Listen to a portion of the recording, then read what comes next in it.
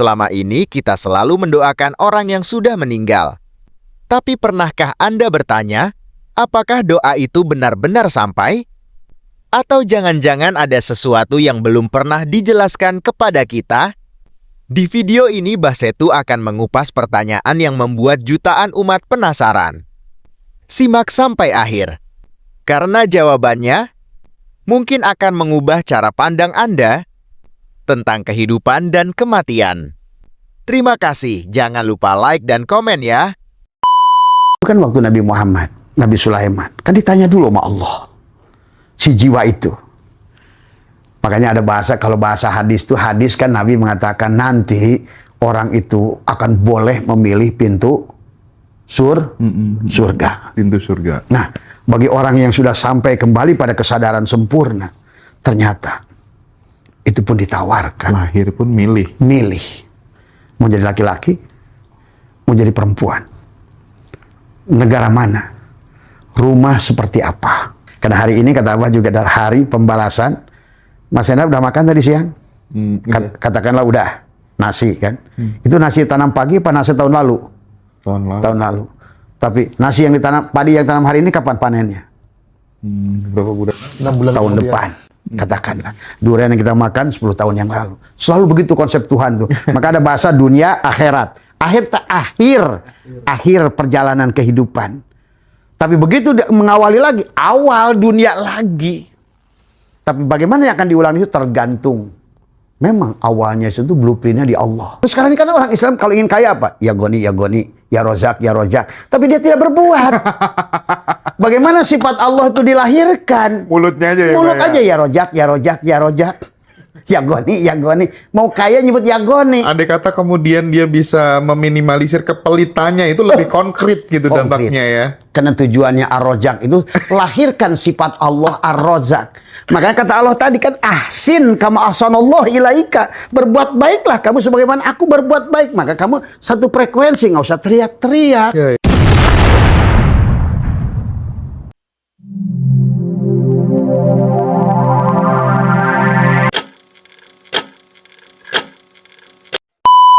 Ketika kemudian Mas Rozi sudah meninggal, kan biasanya keluarga itu kan kirim doa, Pak.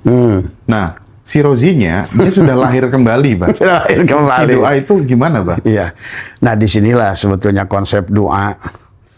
Sebetulnya doa itu adalah bagi kelompok tertentu, maka kata mereka nggak berlaku doa itu, maka idza matabnu adam in qata amaluhu ila min salasin. Termasuk kan kenapa orang Wahabi kan didoain nggak mau dia. Ngapain? Tergantung tanaman kita dulu kok. Oke. Nah, gitu. Tapi kalau bagi konteks kita, doa itu akan selalu berlaku. Kan walaupun dia sudah reinkarnasi kan tetap ada kan. Artinya doa itu berlaku. Walaupun sebetulnya itu makna syariat. Maka tadi kata Abah, kalau masih terjebak di mana itu kita akan selalu terjebak. Doa diartikan meminta. Padahal dia sudah oa lagi. Iya. Bahkan dia terlahir dari anaknya sendiri. Bisa jadi, Pak ya? Oh bisa. Maaf Mas Hendra. Ibu saya itu sebetulnya pernah jadi anak saya. Hanya kita yang ngerti, orang-orang yang sudah ngerti tembus alam itu. Ibu saya itu anak saya sendiri. Dan sekarang saya harus mendidik ibu saya. Dengan apa? Sabar, menerima apapun segala kekurangan dia. Saya sampai detik ini meyakini anak saya yang pertama itu adalah bapak saya, Pak. Nah, bisa. Karena kita ini, karena sesuai doa. Rabbing firli wali walidayya warhamhuma. Ya Allah jadikan sebagaimana aku. Ya sekarang kakek Mas Hendra di ais lagi. Sayang. Karena kakek kita nggak sempat sekolah. Si jiwa itu. Kita yang nyekolahkan. Seru sama Mbah Setu. Iya. Karena itulah kita itu terus akan saling keluarga itu. Saling menyadarkan tadi semua. Yang akan dirubah itu hanya, kan kita ini sebenarnya di mata Tuhan, di mata provider, kalau Abah istilahkan handphone dibagi 3, ada jasadnya, ada SIM card, ada provider. Di mata provider, SIM card ini milik dia. Nggak ada bedanya Mas Hendra dengan Abah, dengan anak Mas Hendra, itu nggak ada beda. Itu sebetulnya nggak ada hubungannya. Makanya Imam Sajali berkata, anakmu itu bukan anakmu sebetulnya. Karena di sisi Tuhan, anakmu itu ruhnya. Dan ruh itu bukan milik ibumu, bukan milik orang tuanya. Makanya hukum genetika ini hanya kepada jasad. Maka disitulah kata Abah, ternyata Nabi Muhammad itu bukan Muhammad itu ada tidak punya keturunan gitu. Karena orang salah pada casing. Sementara casing ini harus dihilangkan pada saat balik pada Allah. Orang berbangga-bangga dengan casing. Hanya hilanglah tujuannya. Mas Hendra. Nah, bahkan maaf ya, bagi Abah ini sekarang sudah mulai penawaran. Abah mau mati di mana? Mau lahir di mana? Gimana, Bah? Bisa dielaborasi lebih detail, Bah? Nah, Itu, Bah. begini. Dulu kan waktu Nabi Muhammad, Nabi Sulaiman, kan ditanya dulu sama Allah. Si jiwa itu. Makanya ada bahasa, kalau bahasa hadis itu, hadis kan Nabi mengatakan nanti orang itu akan boleh memilih pintu surga. Pintu surga. Nah, bagi orang yang sudah sampai kembali pada kesadaran sempurna, ternyata itu pun ditawarkan. Lahir pun milih. Milih. Mau jadi laki-laki, mau jadi perempuan. Negara mana? Rumah seperti apa? Nabi Muhammad kan bukan ditawarkan. Ya Muhammad, engkau menjadi Rasul. Cuma ini juga masih Itu perumpamaan semua. perumpamaan sebenarnya, semua sebetulnya. Ya Muhammad, kamu tuh mau jadi apa? Apakah nanti mau jadi sultan? Ataukah seperti Sulaiman, kaya raya? Ataukah kamu mau seperti Daud? Kata Muhammad, kan surat Wadduha. Kan tadi, aku ingin sebagaimana la ardo wa wahidin min ummati finnar. Bagiku tidak ada dunia ini semua. Cukup bagiku adalah untuk membawa umatku, ada tak satu pun yang masuk neraka. Itu pun siloka itu tadi semua. Cuma manusia kan terjebak di perumpamaan. Nah, sekarang pun Abah sebetulnya sudah ada penawaran itu. Maka Abah sudah ajarkan tentang kematian dari 40 hari kan. 40 hari, 7 hari, 3 hari, semua. Sebelum reinkarnasi itu. Itu tuh apa rahasianya 3, 40, 100, 1000 tuh, Bah? Itu sebetulnya perjalanan ruh sebetulnya. Tapi sebetulnya bagi orang yang sudah rojiun nggak perlu, Mas Hendra. Oke. Nggak perlu. Karena pada dasarnya Abah menyaksikan dan Allah mengisahkan tentang manusia yang dikembalikan yauman au ba'do yaum. Begitu ruhnya keluar, masa rojinya pindah langsung. Kemana pindahnya? Pada saat, kalau beliau ada calon bahagia, SIM card-nya penuh dengan kesadaran, maka yang dilahirkan di keluarga yang penuh kesadaran. Sesuai tanduran nih pada orang Jawa gitu ya, Pak? Ya tadi kan, waktu kisah Allah melahirkan Muhammad pun dicari ibu yang bernama Aminah. Ya ayah bernama Abdullah, itu pun siloka. Tubuh yang amanah, ruh yang sudah jadi hamba Allah, akan melahirkan dirinya Muhammad, ruhnya. Mantap. Itu kan siloka semua sebenarnya. Tapi kemudian manusia terjebak, watil kal amsalu nadribuha linnas wa ma yaqiluha ilal alimun. Maka manusia ini terjebak pada perumpamaan-perumpamaan. Sampai kata Allah surat Al-Imran, banyak yudillu mayyasa wa may yahdillahu mayyasa. Tersesat dengan perumpamaan, banyak yang kasih hidayah dengan perumpamaan, tapi lebih banyak lagi kata Allah yang tersesat dengan perumpamaan. Tadi semua, ya. Maka nikmat, Mas, jadi nggak usah takut. Makanya jalani aja. Kalau udah ngerti. Bahkan coba Mas Hendra dikasih tahu sama dia, Mas Hendra pulang ya 40 hari lagi katanya. Nah, kemudian Mas Hendra sudah diperlihatkan di 40 hari itu. Di 7 hari ada siluet dari mata. Itu nggak main-main, Mas. Karena kita bisa berkomunikasi. Diperlihatkan tentang berita gembira, tentang siapa calon ibu, calon bapak. Wah, kayaknya ini istana nih. Saya lahir akan di perut siapa? Apakah di cucunya Bolkiah ataukah di Raja Jordan ini? Nah, itu. Betul. Tapi setelah mendengar ini kan minimal kita menjadi hati-hati, Bah. Betul. Dalam berbuat, dalam bertindak, nggak gampang menyakiti orang. Ah, iya. Karena semuanya itu kan kembali kepada diri Sebetulnya kita. Gitu. kalau udah sampai di situ sebetulnya udah tidak ada kata menyakiti, Mas Hendra. Semua love. Hanya cinta. Pada saat dualitas tadi kan yang kiri kanan, dua. Makanya kenapa hati itu dua? Sebetulnya tentang syirullah dan nurullah, tentang zat dan sifat. Iya. Tentang ini baju. Sebenarnya baju ini dari kain dari dari benang. Benang sudah kembali ke kapas. Tapi sebenarnya yang disebut benang itulah love, itu sifat. Maka itulah nama yang akan ditanya oleh dia pada saat ruh kita keluar. Siapa kamu? Ahmad dan Muhammad. Batinku Ahmad, dohirku Muhammad. Selesai itu di situ. Berarti kata dia, aku kapas, aku benang. Mana Allahnya? Ya udah, gak ada benang. Aku ya kamu, kamu ya aku.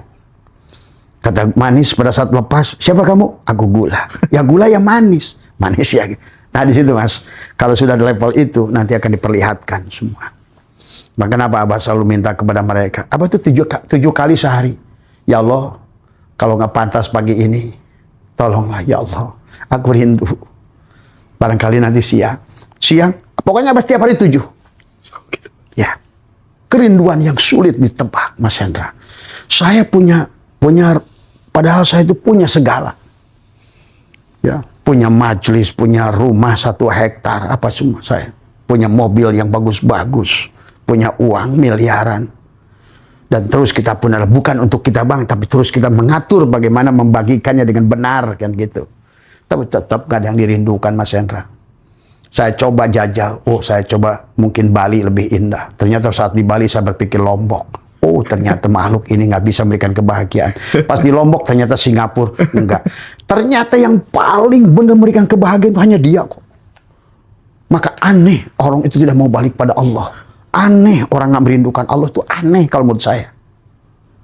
Padahal kembali pada Allah itu bukan mati sebenarnya. Sorga kapan? Sekarang. Makanya ada ungkapan perjalanan, kita udah pernah kan melewati berbagai macam perjalanan yang indah-indah gitu. Tapi yang paling indah tetap perjalanan saat kita pulang ke rumah ya Pak. Betul. Sangat merindukan itu. Dan kita kenapa sekali-kali mungkin suka dejavu kan? Iya. Biar riwayin sedikit. Supaya kamu tuh ngerti. Tapi nanti Mas, nanti panjenengan kalau sudah benar-benar sempurna, sebetulnya bukan lagi dejavu, tiap hari itu menjadi saya pernah ke sini, pernah ke sini. Iya Mas Hendra. Seperti flashback ya. Flashback semuanya. Kata saya juga kehidupan ini kayak gelas dipecahin, prank. Iya. Kemudian diriwahin, diputar film tuh filmnya. Kayak gelas itu balik lagi ke satu. Tapi apa sih Bah yang bikin kita kadang sering mengalami fase seperti itu gitu? Karena itu kan tidak terjadi ke banyak orang gitu. Betul. Ya. Saya dan beberapa circle itu tuh udah kayak makanan sehari-hari. Contoh, ini lagi kumpul bareng-bareng nih, misalnya ngaji atau apa gitu ya di 7 harinya tetangga atau apa gitu. Ini persis aku pernah ngalami kayak gini tapi nggak tahu kapan. Gitu. Yes, that Iya kan? exactly. Yes. Sebetulnya nanti itu bahkan tiap hari. Bahkan sekarang saya nunggu. Saya tuh kemarin kayaknya di siklus kemarin ketemu si ini di sini. Saya tunggu malah. Mas Hendra. Sampai ada orang datang ke sana. Aduh, Bah, 3.000 tahun saya nunggu Abah itu. Tuh, istri saya sampai kaget. Saya datang ketemu orang di pom bensin. Begitu saya lagi ngantri di pom bensin, ada beberapa orang nunggu saya di di toilet itu. Yang bilang saya udah nunggu Abah 3.000 tahun, yang satu bilang 4.000 tahun. Pertemuan kita di sini dulu. Coba itu. Istri saya nanya, Pak maksud mereka itu apa? Nah ini saya bilang yang sulit saya jelaskan ke kamu. Sebetulnya saya juga, kenapa saya kesini di hari ini? Dulu 4.000 tahun yang lalu saya ketemu dia di sini. Dan saya sadari sepenuhnya. Jadi bukan dejavu. Kita malah tiap hari itu, kayak belum lama saya sekarang besok mau ke Swiss nih April. Iya. Itu saya udah merindukan kembali satu tempat. Saya udah kebayang. Ini sekarang kalau saya pejamkan saja mata Mas Hendra. Ini memang kadang-kadang dianggap orang tukang hayal gitu kan tadi. Tapi faktanya nanti lihat saja saya akan ada di sana. Saya udah kebayang tuh sebuah desa. Itu kadang aneh tuh. Kalau kita pernah ngalami, kita mau pergi ke itu udah kebayang desanya. Desanya tuh saya melihat sebuah lembah. Di atas pegunungan itu ada sungai, kelihatan tuh Mas Hendra, nyata semuanya. Oh jangan-jangan apa yang terkadang kita imajinasikan menjadi sebuah manifestasi, kita yakin tuh karena kita sebenarnya sudah mengalami itu gitu ya Pak ya? Betul. Oh begitu. Betul. Jadi sebetulnya makanya be careful. Kadang-kadang memang ada juga halusinasi. Karena kita terlalu mengharapkan tadi, jadilah fata morgana. Tapi ada yang real Mas Hendra. Masalah kata kita begini. Everything is happen, terjadi. Dan sekarang saya itu hanya menyaksikan saja semua. Kalaupun ini saya batu saya. Ini karena Abah sudah mau berangkat April nih ke Switzerland. Sudah kebayang desanya tuh. Ada 2 wanita kelihatan lagi jalan di atas rumput. Di sampingnya ada sapi. Ya, kebayang terus setiap hari. Karena saya pernah di situ. Dan saya akan kembali ke situ. Jadi kalau belum pernah keliling dunia kan, belum kan, wajib balik lagi. Kan Allah udah nyuruh di surat Al-Mulk ayat 15. Ayo, kelilinglah bumiku, injaklah bumiku. Nikmatilah kuliner di bumiku. Ini manusia ini salah konsep. Kalau Mas, kapan berangkat? Oh, berangkat aku sama Abang. Oke. Nah, Mantap. kita ini salah konsep, Mas. Iya. Jadi selalunya nanti. Padahal nanti itu aja sekarang. Maka Tuhan mengatakan dalam Al-Quran, yauma tubaddalul ardu ghairal ardi was samawat. Pada hari di mana tubuhmu diganti dengan tubuh baru, ruhmu diganti ruh baru. Tapi dengan kesadaran yang dulu. Start kehidupan. Karena hari ini kata Allah juga adalah hari pembalasan. Mas Hendra udah makan tadi siang? Katakanlah udah. Nasi kan. Itu nasi tanam pagi apa nasi tahun lalu? Tahun lalu. Tapi nasi yang ditanam, padi yang tanam hari ini kapan panennya? Berapa bulan? 6 bulan Tahun kemudian. depan. Katakanlah. Durian yang kita makan 10 tahun yang lalu. Selalu begitu konsep Tuhan tuh. Maka ada bahasa dunia akhirat. Akhir perjalanan kehidupan. Tapi begitu mengawali lagi, awal dunia lagi. Tapi bagaimana yang akan diulang itu tergantung. Memang awalnya itu blueprintnya di Allah. Tapi karena si jiwa itu dikasih kebebasan, Mas Hendra, akhirnya kebablasan. Akhirnya kita jadi mengacak-ngacak catatan itu sendiri. Maka kenapa kita harus diajarkan sering duduk, merenungkan, mengosongkan. Tadi semua. Untuk mencabut, kalau Abah sih sudah banyak ajarkan ke teman-teman adalah menekuk lidah, merapatkan gigi, menahan nafas, kemudian kita onak tubuh makodamu, kita cabut dari napas yang salah dulu. Ada tanaman yang di dada kita ini catatan dari ibu kita, perkataan-kataan ibu kita, kamu ini kan orang susah, kamu ini orang miskin. Dari kecil, onak tubuh dia dicatat di sini. Dan itu tidak akan hilang, Mas Hendra. Karena seolah-olah dada kita ini adalah tempat berputarnya roh diri kita. Semua ada di sini. Maka di sini wanak tubuh makodamu. Makanya kenapa ada nafas masuk, nafas keluar itu. Ada at-tanzih, nafas masuk, at-tasbih, nafas keluar. Segala yang masuk ke dalam, makanya dalam hikam itu ma min nafasin tubdihi ila qadarun fika. Setiap napas yang kamu keluarkan itu kamu sedang membuat takdir. Tadi kata Mas Hendra, berpikir yang jauh apa kita buat. Betapa bahayanya kalau kita ini suudon, salah sangka, menyangka hidup ini begini begitu. Ternyata semuanya. Maka sekarang Abah sudah ajarkan ke mereka. Kata Abah, sekali kamu duduk, catatkan apa yang kamu inginkan. Habis itu kamu nggak usah diulang-ulang. Cukup kalau perlu bakar kertasnya. Oh gitu? Iya. Lepas aja gitu? Lepas. Tapi kita harus di 2 waktu. Kapan 2 waktu itu? Adalah pada saat kata Allah, wadkur rabbaka fi nafsika tadarruan wa khifatan dunal jahri minal qaul. Di waktu bangun tidur dan setelah sebelum tidur dan bangun tidur. Karena sekarang ilmu pengetahuan lagi yang membuktikan, Mas Hendra. Manusia itu kan kata Nabi an-nasu niyamun. Manusia itu tidur pada dasarnya. Wa idza matu inta ketika mati baru bangun, kan telat kalau begitu. Orang akhirnya sekarang ini orang bisnis dalam keadaan tidur, orang sholat yang keadaan tidur, orang umroh yang sedang tidur. Makanya nggak ada berdampak semuanya. Karena dia melakukan sesuatu dalam keadaan tidur. Maka bagaimana supaya kita bangun dari tidur dalam hidup? Supaya kita bisa menyadari semuanya. Makanya biasakan, Allah perintahkan dalam Al-Quran adalah menekuk lidah itu adalah mematikan diri adalah dengan mencabut tadi semua. Ada beberapa hal yang harus kita rilis dari jantung kita. Ya Allah, jika selama ini ada catatan buruk dari dalam ini, ada orang yang membenci saya, menyakiti saya, memfitnah saya, atau bahkan pernah membunuh di kehidupan. Karena Mas Hendra, kalau Mas Hendra pernah membunuh di kehidupan dulu, ada kewajiban Mas Hendra membunuh di kehidupan ini. Karena hukum kisos. Ya. Maka itulah yang harus kita hapuskan. Maka, ya Allah, barangkali apapun yang dilakukan orang, siapapun, kapanpun, dimanapun, saya maafkan hari ini. Karena sekarang nggak bisa lagi dikira-kira kan bagaimana kisah, bagaimana Tunggal Ametung dibunuh Ken Arok dibunuh Toh Jaya. Itu mereka aja itu sebetulnya. Maka kata saya, orang-orang yang sekarang membenci Yahudi, ingin membunuh Yahudi, siap-siap kamu lahir di Palestina. Nah kan sesuai keinginanmu. Iya. Dan hati-hati karena membenci orang Hindu, kamu akan lahir di negara yang kamu benci itu. Dan Nabi sudah mengatakan, siapa yang mengatakan kafir pada orang, dialah. Dan dia tidak akan dimatikan sebelum kekafiran itu berpindah pada dirinya. Tapi sekarang kan Islam ini mudah menuduh kafir, murtad, kufur, sesat. Nah, itulah. Bah, izin, Bah. Iya.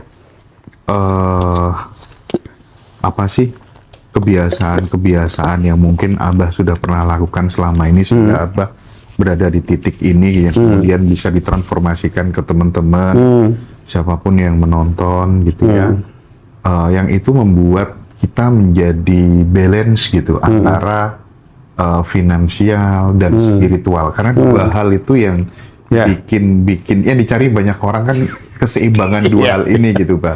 Nah, tolong dikasih yang mungkin bisa dipraktekkan sahabat-sahabat semuanya. Apa aja itu, Pak? Sebetulnya sederhana, Mas Hendra. Kan kita ini disebut apa kita? Kita adalah makhluk. Allah disebut Khalik. Makhluk dan Khalik satu enggak? Satu. Kan tadi kata Abah juga, kaca jadi gelas kaca. Maka sebenarnya disuruh Allah tuh makhluk dan Khalik itu ada khuluk namanya. Khuluk itu ketersambungan. Ada frekuensi, ada vibrasi, resonansi. Itu aja awalnya. Tapi bagaimana meresonansikannya? Ya sesuai dengan kehendak dia. Dia itu punya 9 nama. 9 nama yang bagus-bagus. Dia itu adalah pemaaf, ada Raufur Rahim, Ghafurur Rahim. Kamu masih pendendam, masih belum tuh kamu itu. Gimana mau dengerin channelnya Mas Hendra di Ngaji Roso, kamu masih ada di channel orang lain? Nggak mungkin. Sementara Mas Hendra itu punya standar, kalau saya lihat ini paling keren ini Ngaji Roso ini. Semua gitu kan tadi. Makanya yang harus kita lakukan itu bagaimana Allah itu pemaaf. Kamu belajar jadi memaafkan. Tadi kan ada kholik dan khuluk itu satu. Samakan frekuensinya, vibrasinya. Kamu juga selalu. Sekarang ini kan orang Islam kalau ingin kaya apa? Ya goni, ya rozak, ya rojak. Tapi dia tidak berbuat. Bagaimana sifat Allah itu dilahirkan? Mulutnya aja ya. Mulut aja ya rojak, ya rojak, ya rojak. Ya goni. Mau kaya nyebut ya goni. Andai kata kemudian dia bisa meminimalisir kepelitannya, itu lebih konkret gitu dampaknya ya. Karena tujuannya ar-rojak itu lahirkan sifat Allah ar-rozak. Makanya kata Allah tadi kan ahsin kama ahsanallah ilaika. Berbuat baiklah kamu sebagaimana aku berbuat baik. Maka kamu satu frekuensi, nggak usah teriak-teriak. Sebenarnya Allah tuh nggak diminta, Mas Hendra. Abah suka mau makan kayak bohlam 5 watt. Nih bohlam ini kan kurang terang. Yang itu kan terang. Ini mungkin cemburu sama bohlam itu. Kata bohlam ini, ya Allah, ya PLN, berikanlah aku cahaya yang terang. Kata PLN, maaf Mas, tolong kayak si lampu itu, gede aja kapasitas kamu. Berapapun kamu, aku isi seterup itu selalu ada. Karena aku sang kehadiran, aku sang wujud, aku sang kesadaran. Ini kan banyak orang Islam itu seperti bohlam kecil ini, minta lampu terang. Tapi kapasitas jiwanya nggak dirubah.